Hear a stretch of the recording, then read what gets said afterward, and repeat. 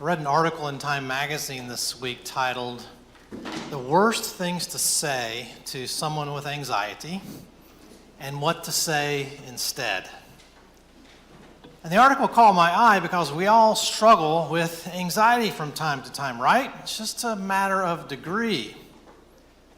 And we all know from experience that there are things people say that help and things that people say that don't help.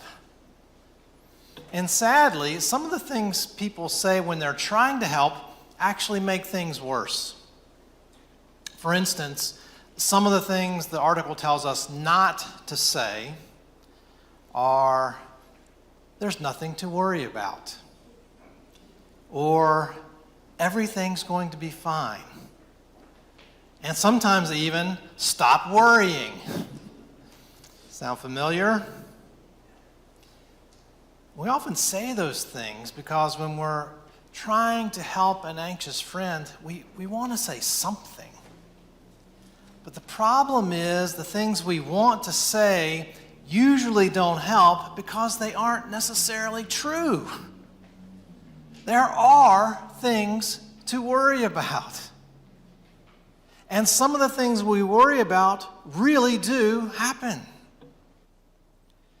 So our well-intentioned words of comfort ring hollow. But they can also make things worse because they imply that there's something wrong with us for being anxious in the first place. They suggest that if we were only thinking straight or had more faith, we wouldn't be worrying. So just stop worrying. But if you could just stop, then you would have already, because no one enjoys being anxious. So now, instead of just being anxious, our friend's advice to us just makes us feel like a failure on top of it. And even worse, when we turn to God for help, it can seem like we get the exact same message. We look to the Bible and we regularly hear God say, "Fear not, do not be afraid." In fact, Lloyd Ogilvie famously wrote in his book, Facing the Future Without Fear, that there are 366 fear nots in the Bible, one for every day of the year, including leap year. Isn't that cute? It seems that God doesn't want us to go a single day without hearing that we shouldn't be afraid. Now, I'm pretty sure 366 is a gross exaggeration, but you get the idea. Even God's message to us is, don't be afraid. Stop worrying. So just add God to the list of people who dismiss your worries. God is one more person in your life whose remedy for anxiety is, fear not. There's nothing to worry about. Everything is going to be fine. But is that really the case? Look back with me at our first lesson. I'm sure you all know the story of Abram pretty well, but let's review. Abram's afraid. He's worrying. God had called him and Sarai away from their homeland and led them into Canaan, a foreign land where he didn't know anyone and where they had no property. But God had promised, "I'm going to give you this land and make you into a great nation. And you will become a blessing to the entire world. In fact, your offspring are going to be as numerous as the dust of the earth, so numerous that they can't even be counted." But Abram was already 75 when he first received that promise. And now, years later, by the time we get to this morning's lesson, he still has no children, no offspring of his own. So how can this possibly work out? what's going to happen to me, Lord, and to my family? So God says, do not be afraid, Abram. Okay, here we go again. But then God restates the promise, this time pointing to the sky. Your descendants will be as the stars. Look to the heavens and count them if you can. And Abram believes. It worked. So why does it work when God says it and not when we say it? Here's the difference. God didn't just say, don't be afraid. He said, I am your shield, your very great reward. And in those few words, God is saying more than just everything is going to be okay. He's saying, I'm here. I'm with you. I'm protecting you. I am the one who will make it all work out. But even more than that, God promises himself as Abram's reward. And notice, he isn't promising an easy path. He isn't promising that hard things won't happen. He's reminding Abram that his ultimate gift to Abram and to us is himself. God's comfort to anxious people like us is the promise of his personal presence. I know the image of a shield can feel a little impersonal to us today. We don't strap on armor or carry a defensive barrier with us. But in Abram's day, a shield wasn't just a piece of metal. It was a source of confidence and security in the face of very real threats. When God says, I am your shield, it's a deeply personal promise that he will be our ultimate security system, that he will be our safety net, that he will be the boundary that protects us from the anxieties and the fears that threaten to overwhelm your heart and your mind. And you might be thinking, but what about Abram's descendants, as numerous as the stars of the sky? Isn't that part of the comfort too? And well, yes, it is, but that is also the promise of God's presence. The promise is that Abraham's descendants will fill the world with a kingdom of priests. People like you and me. People who will mediate God's presence to the world just like Abram was doing. It's the promise that God's presence is for everyone, not just Abram's family. By the way, we shouldn't be surprised then that the assurance of personal presence is the message that helps anxious people the most. After the Time magazine article tells us what not to say, it suggests messages that offer presence. Messages like, you really seem stressed. Would you like to sit down and talk about it? Messages like, I understand why you're anxious. It makes sense. Messages like, you're not alone. I'm here with you. So you see, God is our shield, our very great reward. God doesn't promise us perfect health. God doesn't promise us wealth and a comfortable retirement. God doesn't promise us kids who make straight A's.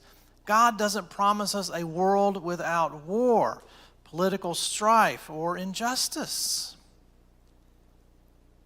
But God does promise to be with us through whatever we face, giving us more and more of himself, drawing us deeper and deeper into his love, enriching us with a treasure that cannot be lost. Our shield, our very great reward. Jesus says something very similar in our gospel lesson, and his words are even more tender. Don't be afraid, little flock, for it is your Father's good pleasure to give you the kingdom. Again, we hear the words, don't be afraid, but not as a command that's impossible to keep, not as a dismissive way to shut somebody up, not a rebuke or a put down, but a gentle redirection of our focus. When we are afraid, Jesus reminds us and redirects us to our real treasure. And it's not the tangible things of this world. It's not the things that we can see with our eyes or the things we can hold in our hands. But our treasure is in heaven. Our treasure is God himself. It's our Father in heaven. And God is a treasure that cannot be lost. Thieves cannot break in and steal this treasure, and rust and moths cannot destroy it. God himself is our treasure forever, a treasure that cannot be lost. Often when we feel like anxiety won't let us go, it's because we are holding on too tightly to the wrong treasure.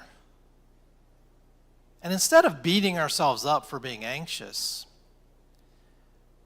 we might ask God to help us let go of whatever seems to have hold of us and redirect us and remind us of his love, the greatest treasure possible.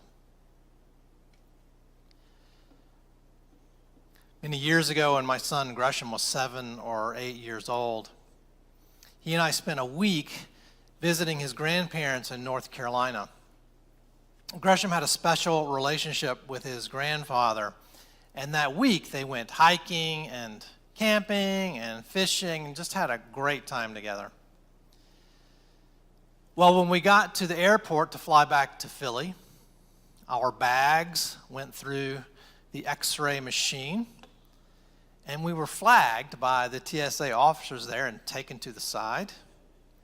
And they pointed at Gresham's bag, which was clearly his, and they said, "What's in the bag, son? Please open it for us." And I had no idea what could possibly be in that bag, except maybe a pocket knife or something.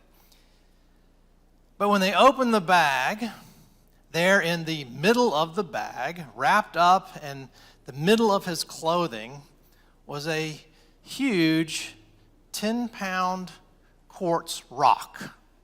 Just a rock. And they said, "Why are you carrying this rock onto our flight?" And he said, it's a souvenir from my trip to North Carolina. And the TSA officers laughed, and I sighed a breath of relief. And one of the officers said, "Well, just for future reference, large quartz rocks look just like plastic explosives in our scanners, and we would appreciate it if you didn't bring large quartz rocks onto our airplanes." But I think that we can be like that. We are on this amazing journey with God. It's not a safe journey. It's not an easy journey. But making it worse, we're carrying rocks in our luggage. We're holding on to things that just keep weighing us down. And they may be really great things, even gifts from God, beautiful souvenirs of the things that we love, but we shouldn't hold on to them more than we're holding on to God Himself and forget that God is the one who's holding on to us. Our shield, our very great reward. He is with us, and that's the greatest gift of all. So let's ask ourselves, what else is in our luggage? What treasures are we holding on to so tightly that they are weighing us down and making us anxious? It could be our careers, our relationships, our possessions, our reputation, or even our children. These aren't bad things, but they can be very heavy. Too much for us to carry on our own. And they're not our ultimate security. God's message to His little flock and to us is not stop worrying. But do not be afraid, for I am your shield and your very great reward. He's inviting us to let go of the things that weigh us down, not so that we'll have nothing, but so that we can have everything. The enduring, unwavering, unimaginable, beyond value, personal presence of God Himself. He is the treasure that cannot be lost. And with Him, when our hearts are troubled, we can find rest. Amen.